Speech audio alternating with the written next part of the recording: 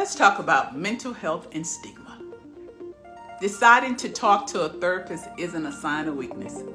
Hi, my name is Sheila Bruno, and I help individuals understand that a prison sentence doesn't have to continue as a life sentence with mental health issues. Within 2 years of my marriage, it became psychologically stressful and painful, a pain I couldn't ignore. It stopped me from doing much of anything, unable to eat or sleep. Sleeping pills had become my meal of choice. And all of this pain stemmed from delusional thinking. Delusional thinking that my husband Kevin, whom I dated in the 9th grade, was the same man that I reunited with 38 years later. And for 28 of those years, Kevin was incarcerated. Delusional thinking that it would be a seamless continuation of high school courtship. In the beginning, it was. It was a fairy tale. Breakfast in bed, flowers, holding hands while we slept, me standing in the window, watching and waiting for him to come home from work. And then things began to spiral out of control, taking me along with it. I was devastated at times. It was exhausting just to breathe. I was depressed. Sleeping pill after sleeping pill after sleeping pill. Some days that's all I put in my mouth. Very dysfunctional. Most days confined to my bedroom in a self-imposed solitary confinement state. You see, when Kevin came out of prison, every traumatic experience that he encountered and never addressed, it began to haunt him. As he called it, monsters under my bed. The monsters under his bed soon became the monsters in my head. After over a year of tears and prayers and journaling, I decided to see a therapist.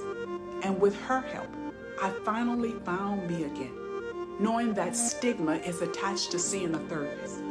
However, I didn't allow others who don't know my story to define who I am or what I do.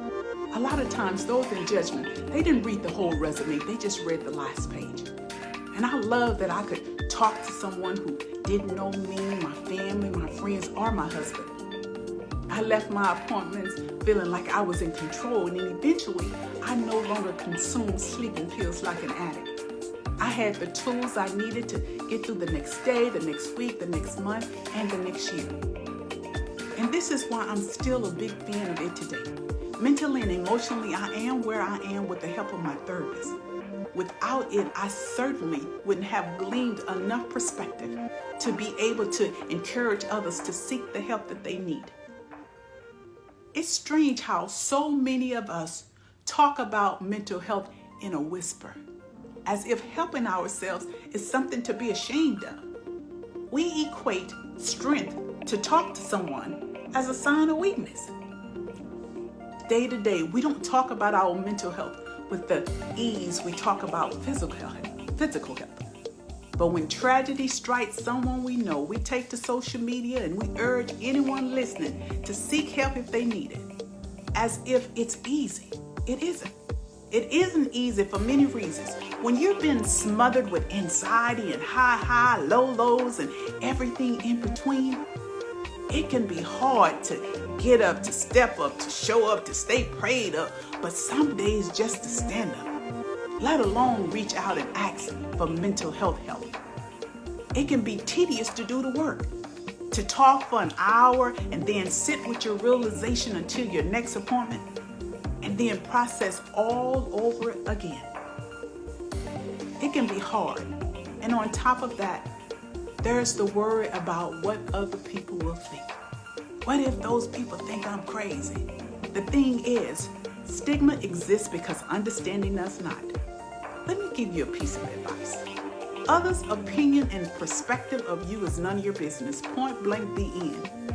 Your choice to see a therapist and to find someone you can talk to and connect with isn't anyone else's concern unless you want it to be. When it comes to your mental health, the opinions of others have no place in your narrative. I've chosen to fight stigma by being brave, by being blunt and bold in my approach to mental health. And I'm asking returning citizens and mental health professionals to bridge the gap around this courageous conversation. Men and women are returning to society struggling mentally, in part due to lack of knowledge surrounding therapy.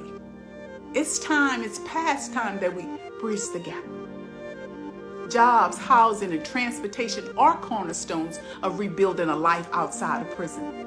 But without proper mental health counseling, experts say there isn't any glue to hold those pieces together.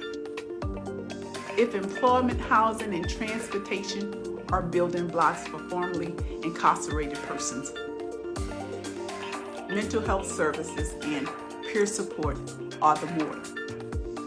It's time to stop criminalizing mental health. Seek to understand, not to deny. Prison has side effects. Thank you for listening.